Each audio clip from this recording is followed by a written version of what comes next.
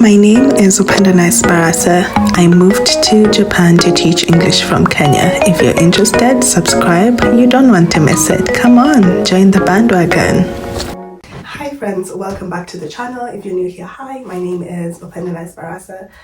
And today I'm here to share my story about how I moved from Kenya to Japan to teach English. Now excuse my voice because I am under the weather. I've been having this cold for quite some time. For 3 days now, and it's really draining my energy. Oh my god. But hopefully we get to the end of this video. So I'll start by sharing a little bit of my background. Like I said, my name is Barasa. I do have a bachelor's degree in education from Kabarak University, Nakuru County in Kenya. I graduated in 2021, and I remember when I was still in uni, like the last year in uni, I did my part of third year and the whole of fourth year online, and this was during the COVID season. Honestly, I think the beginning of the journey began during the COVID season, because as a person I was undergoing this whole transformation, and it was like a very huge shift in my life. And you know, during that time I was consuming lots of YouTube content, and I came across people from South Africa, and especially Americans and the UK, people who teach English in Asia to be specific. And it just happened that during that time I'd gotten into Chinese drama, not really Korean drama, but majorly Chinese drama. And after I watched numerous content from China, I started getting YouTube recommendations from people who teach English abroad, specifically in China. And right there, I felt like this is what I want to do. I really want to teach English abroad. And I felt like it was the perfect path for me, given that my degree is actually in English literature and it's in education. So even way before I graduated, I had this dream, like I want to teach English in China. But I even started doing my research on what do I need, what requirements, and how do I go about the job applications, blah, blah, blah, what is expected. And unfortunately, China was not a viable option for me because of visa restrictions. They needed people from countries that speak English as a first language or are considered native. And Kenya is not one of the countries that is considered native because of the language, even though Kenyans grew up speaking both English and Swahili, and they are both our national languages, and everything, including education, is in English. So I think China as a country opened up my eyes and opened me to a world of opportunities. I started seeing videos about teaching English in Korea, teaching English in Thailand, and all these Asian countries, and I became very intrigued. And at this point, I started consuming content as well about teaching English in the UAE, Dubai, all these Arab nations as well. I need to catch a breath. Sorry guys, like I said, I'm a bit unwell. So in 2021, when I graduated, I began my application process. Unfortunately, many of them were unsuccessful because one, many countries needed somebody who had at least a bit of experience when it comes to teaching, and the regulations stipulated that at least 2 years of experience, or at least a year, like a bit of experience. And I had just graduated, my dreams were bigger than me. So since then, I told myself that I'm never going to teach in Kenya. If you guys know about working under the TSA, which is the Teacher Service Commission, or the board that governs teachers and employs teachers in Kenya, or as I like to call it, Teachers Suffering Center, I always knew that, this is not a ladder that I want to climb, because one, for you to be a teacher in Kenya, of course, you have to graduate, have to have a TSA number, which is like your license number. And then from there, employment is not as easy. You can either work at a private school or work as a teacher in, public schools, but employed by the Board of Governors, the BOG, like employed by the school, not the government. And for you to work for the government, it's gonna take a bit of time, years. We're talking years and years and years. And usually in Kenya, they employ teachers based off of their year of graduation. And by the time I graduated, they were still employing teachers from 2016, 2017. And you can imagine I just graduated in 2021, which means I cannot get a job unless all the teachers who graduated in the years before me get one. And with the TSE, you don't have the luxury of choosing a school or a place or a city that you want to live and work in. They could throw you in the middle of nowhere. And that was not something I wanted, because I realized the things that I want to achieve in life need a specific location. You know, it needs a specific city, and that's not something I could get from TSE. But, you know, after I graduated, I noticed I realized how difficult this was going to be. And from numerous applications in Dubai and all these Asian countries, many of them were not even as successful, meaning I never got a response back. Some were like, oh, unfortunately, you do not qualify for this position, blah, blah, blah. And when things started to look difficult, I told myself, if I have to teach in Kenya, I have to teach at a private institution or an international school. This is where it got tough. It got tough. Oh my God. So I sat down one day. So at this point, let me backtrack. I went to teach English at a marginalized community in West Pokot, Kenya, and I went there as a volunteer teacher. So I graduated 2021, waiting to graduate in December, but I had completed my studies in February of 2021, meaning I had 10 months to, do whatever I wanted as I waited to graduate. So I decided to do volunteer teaching in West Pokot. Life was hard. Life was really difficult, but I think that school or that opportunity opened my eyes to, what people are actually going through, and a different part of, got to see life from a different point of view or a different angle. And I remember feeling like, imagine if I was employed by the Teacher Service Commission and I was placed in a school such as this. Is this going to be my life? And, I experienced so many challenges, I remember. But, I still remembered my why anyway. So that ended and I went back home. So now in 2022 was a very tough year for me, because I remember my parents telling me that you need to go out there and get something for yourself. And I was like, Mom, Dad, I know what I want. Just allow me to stay home for this year as I apply to the jobs or the positions that I really want to be in. And because there was this pressure of being told, go out there, being sent for job postings every day about places I never wanted to be, I was very frustrated. I never slept. I don't remember sleeping as much in 2022 because it was difficult. So I decided, this teaching English abroad doesn't seem to be working out. So let me try finding private or international schools within the country, gain a bit of experience, and maybe I would have a better chance to teaching English abroad. I sat down, went on the internet, wrote a list of all big private and international schools in Kenya. Guys, yo.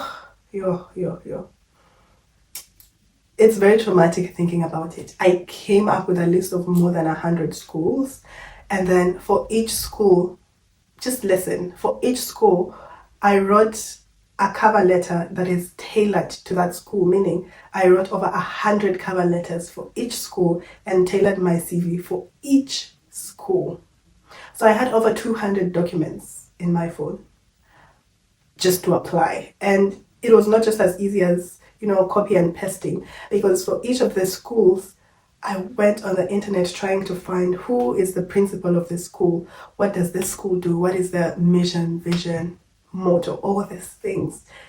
Imagine doing that for 100 schools. And majority of these schools, you really could not find information about, who's the principal or who's the hiring manager, who's the HR, whatever it is, like any contact, any figure that I could address my letters to, because I wanted them to be as specific as possible to show effort, to show that, this person doesn't even know who I am, but they took time to go and look me up and they actually know my name. So I did that with the schools like Braeburn and Peponi, McKinney schools, all these big schools that we know in Kenya. After all that, sending out applications to more than 100 schools. Do you know that only one school responded? And that was Braeburn Nanyuki. I still remember them to this day. And they said, we don't have any open positions, but in case we have something, we would let you know, or please be on the lookout from our website. We always have like job postings. Guys, out of the 100 schools that I applied to, only that school responded. and it was a rejection email, which at least I appreciated because they took time to read my email and respond. But all other schools said nothing.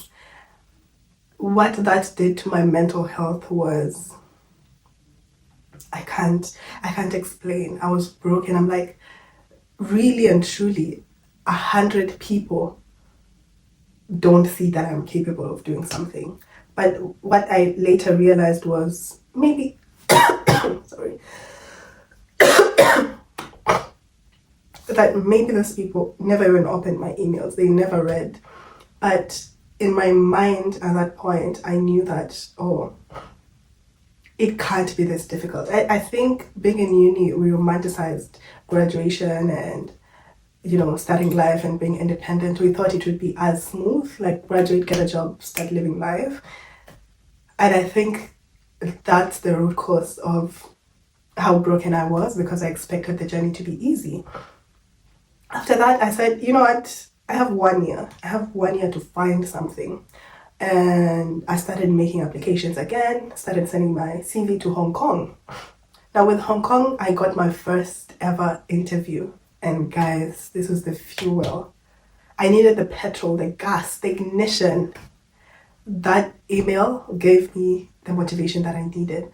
But I was so, I don't know, it was my first ever interview. I panicked. Imagine your first interview ever in life is with an international school with a foreign person who doesn't even look like you. So I think that really terrified me. And I did the interview. Thankfully, it was a one-way interview, meaning that you don't have a person, on the other side of the screen. They pre-record the questions. So somebody would, the company would pre-record questions, and they give you, it's an app where you download. They give you time for you to think and then respond to their questions. So there's nobody seated or on the other side of the phone. They're just videos that you watch and then you respond to them. Waited and waited and waited. Nothing came. So I really didn't get that opportunity, but I started applying, applied to a different company, and this time I landed my first interview. But unfortunately, after I could just tell I didn't have a passport ready, because they asked you have your passport. I didn't have it. I just applied for it and it wasn't yet out. No, I didn't have it yet. I didn't have it. So after that interview, I went immediately to apply for my passport, but it still didn't work out because I think they needed somebody ASAP and I didn't have my passport ready. This is why it's important for you to have your passport always at hand. That happened. Applied to the first company again, got a second interview. Never successful. So at this point, I gave up. And 2022 has come to an end. I still haven't found anything really. And then beginning of 2023.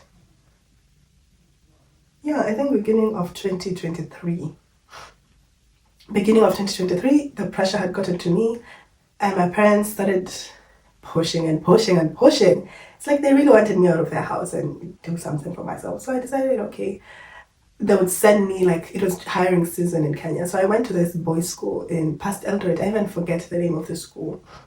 What's the name of that school? So that they were hiring, they wanted 2 English teachers, obviously under the BOE, not the government. And I went to this interview and I found a line of 130 something people who were all here for the same interview. And I remember looking at everyone, I was like, I stand out of all these people. I stand out from how we were dressed, blah, blah, blah. Like, you start hyping yourself up. And then we stepped into that room. They didn't even interview me. All they were asking, because there were so many people, and it seemed like they already had their person that they wanted, and they were just doing these interviews for formalities, and they just asked, oh, what's your degree in? What year did you graduate? Do you have a TSA number? From what university? And that was it. And they said, oh, we will call you. So from there, I just knew, like, oh my God, these people are just doing this for formalities.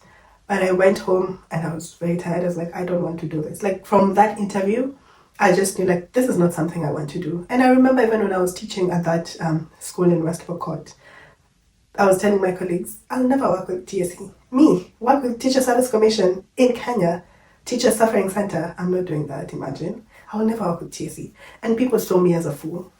And I get it. They would see me as a fool, obviously, because that is the journey, that is the path to becoming a teacher in Kenya. So if you're saying that you would not work with TSC, yet your degree is in education, it doesn't make sense. But the next morning, I remember after that interview, I didn't even wait for the call. But the next morning, I received a call. Now, this call came from, so my mom had told me to create like a profile thing, like a poster with my name, with my face, with my phone number, my degree, my information basically.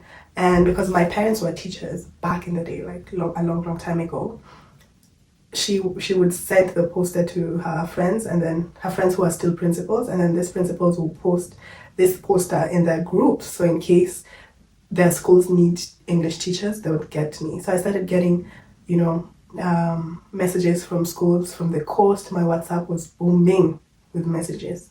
So the next day at 7, I received this call from a principal at a certain girls' school in my home county. And she told me, oh, come with your documents, blah, blah, blah. I went to the school. The school was not far from home, actually, but I couldn't live at home because it was a bit far from home, but not that far.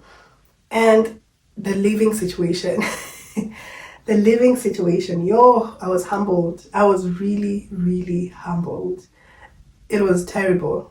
It was one of those places I never imagined myself I would ever leave.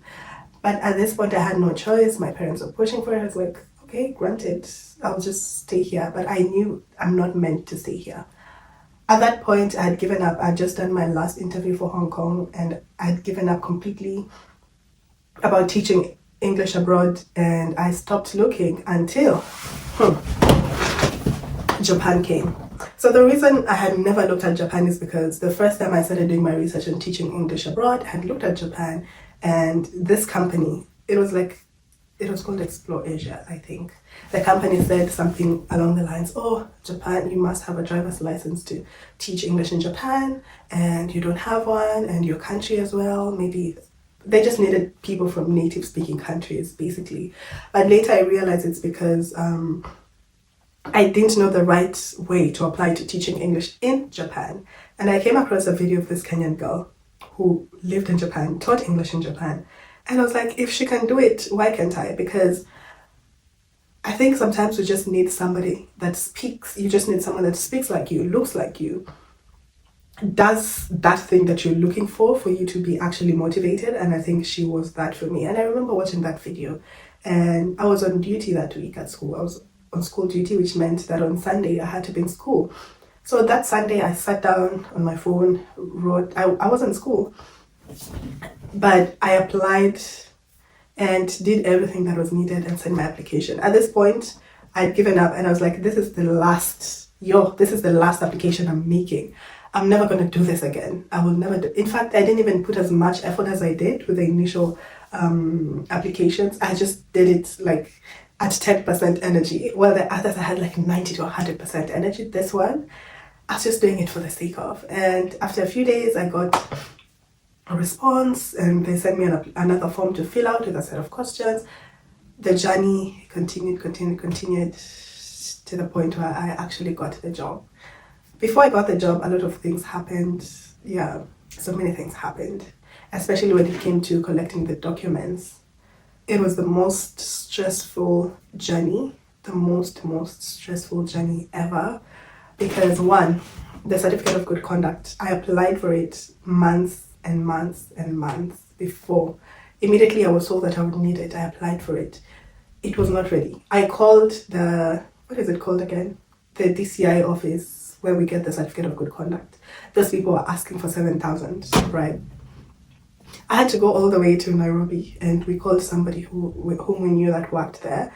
And I had to go there physically, had to retake the fingerprints overnight, and came back the next morning. I didn't even sleep or eat. I went to the overnight bus, came back the next morning after I went to the DCI office, and had to do the whole process again.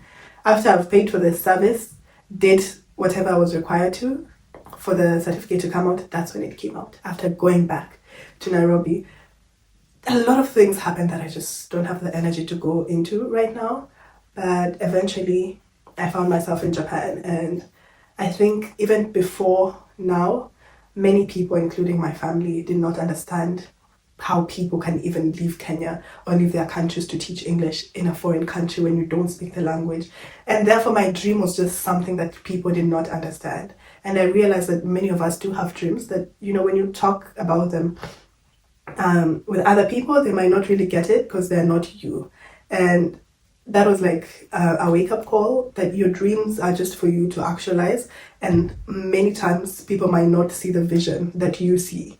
Many times people might not think the way that you do, and they might discourage you out of ignorance, you know. So imagine somebody will tell you, oh, you know, that's not possible, blah blah blah, because they just don't know.